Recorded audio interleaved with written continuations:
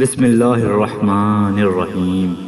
اللہ کے نام سے شروع جو بڑا مہربان نہایت رحم کرنے والا ہے۔ حضرت عمر بن عبدالعزیز رضی اللہ تعالیٰ عنہ کے مزار پر حملہ قبر کی بے حرمتی۔ شام کے صبح عدلت کے شمالی مشرقی علاقے میں بنو امیہ سے تعلق رکھنے والے مسلمانوں کے 8ویں خلیفہ حضرت عمر بن عبدالعزیز رضی اللہ تعالیٰ عنہ کا مزار، ان کی زوجہ حضرت فاطمہ رضی اللہ تعالیٰ عنہ اور ان کے خادم کی قبریں موجود تھی، جن پر گزشتہ روز شدت پسندوں نے حملہ کیا اور قبر سے جسد مبارک کو نکال کر ان کی بے حرمتی کی گئی۔ مزار کی بے حرمتی کی سوشل میڈیا پر تصاویر شیئر کرتے ہوئے صارفین نے اس افسوسناک واقعہ پر شدید رد عمل دیا ہے اور بھرپور مذمت کی ہے۔ مزار پر رکھا سامان غائب کر دیا گیا۔ میرات النعمان کے علاقہ میں دیار الشرقی کے گاؤں میں واقع اس جگہ پر رواں سال فروری میں حکومت اور ملیشیا کی افواج کے قبضے کے بعد اس قبرستان کو زیر آتش کیا گیا تھا۔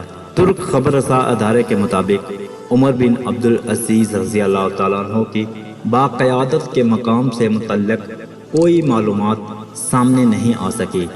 عمر ابن عبدالعزیز رضی اللہ تعالیٰ عنہ کو ایک حکمران کی حیثیت سے مسلم دنیا میں انتہائی احترام حاصل ہے، جنہوں نے 8ویں صدی میں 7 سال کے مختصر وقت میں انصاف قائم کیا۔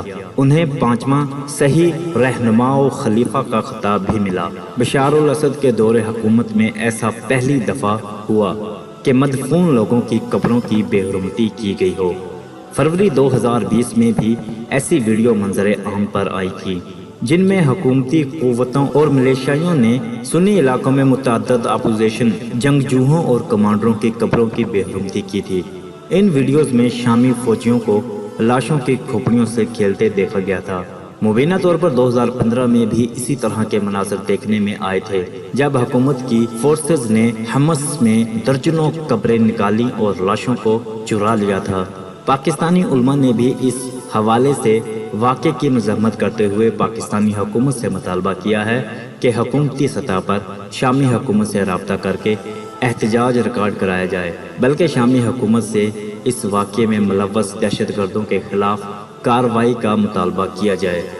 حضرت عمر فاروق رضی اللہ تعالیٰ عنہ کا ایک اثر انگیز واقعہ۔ خلیفہ ثانی حضرت عمر فاروق رضی اللہ تعالیٰ عنہ نے 24 لاکھ مربع میل پر حکومت کی۔ راتوں کو اٹھ اٹھ کر پہرا دیتے تھے اور لوگوں کی ضروریات کا خیال رکھتے تھے۔ کہتے تھے اگر فرات کے کنارے ایک کتا بھی پیاسا مر گیا تو کل قیامت کے دن عمر رضی اللہ تعالیٰ عنہ سے اس کے بارے میں پوچھا جائے گا۔ ایک دفعہ آپ رضی اللہ تعالیٰ عنہ دربار کا وقت ختم ہونے کے بعد گھر آئے اور کسی کام میں لگ گئے۔ اتنے میں ایک شخص آیا اور کہنے لگا، امیر المومنین، آپ فلاں شخص سے میرا حق دلوا دیجئے۔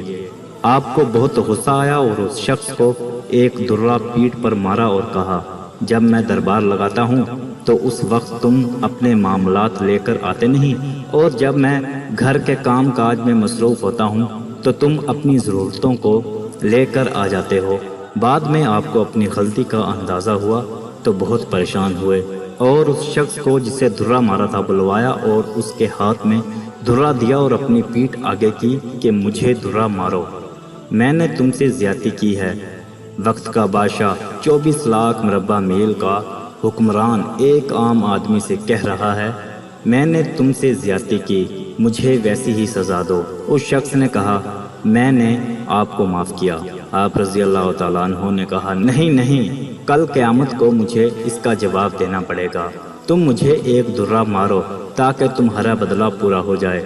آپ رضی اللہ تعالیٰ عنہ روتے جاتے تھے اور فرماتے، اے عمر، تو کافر تھا، ظالم تھا، بکریاں چراتا تھا۔ خدا نے تجھے اسلام کی دولت سے مالا مال کیا اور تجھے مسلمانوں کا خلیفہ بنایا۔ کیا تو اپنے رب کے احسانوں کو بھول گیا ہے؟ آج ایک آدمی تجھ سے کہتا ہے کہ مجھے میرا حق دلواؤ تو اسے درہ مارتا ہے۔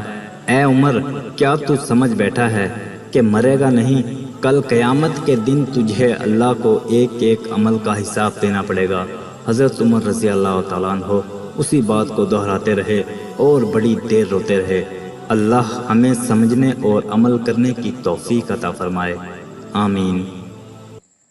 عزیز سامعین، اس چینل کا مقصد صوفیزم، اردو پنجابی شاعری، اقوال زرعی، ہسٹری، اسلامی واقعات کی تعلیمات کو فروغ دینا ہے۔ اگر آپ کو ہماری ویڈیوز اچھی لگتی ہیں تو ہمارے چینل کو سبسکرائب کریں۔ شکریہ۔